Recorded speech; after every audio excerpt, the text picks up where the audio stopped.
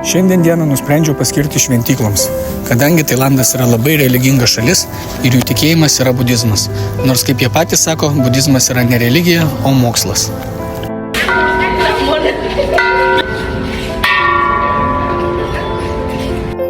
Tailando šventyklos pasižymė savo neapsakomų grožių bei didžiulėmis Budos statulomis.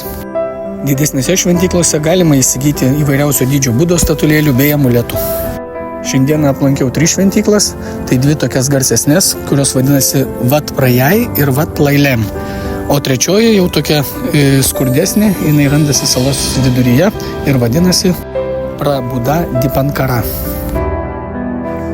Nors patekti į 3 šventyklą buvo tikrai sunku, nes keliai buvo labai prastus būklės, buvo ir duobėti, buvo ir kalnuoti, buvo ir bekelė, buvo ir žvyrkelis, bet vaizdas nuo šventyklos tikrai nuostabus.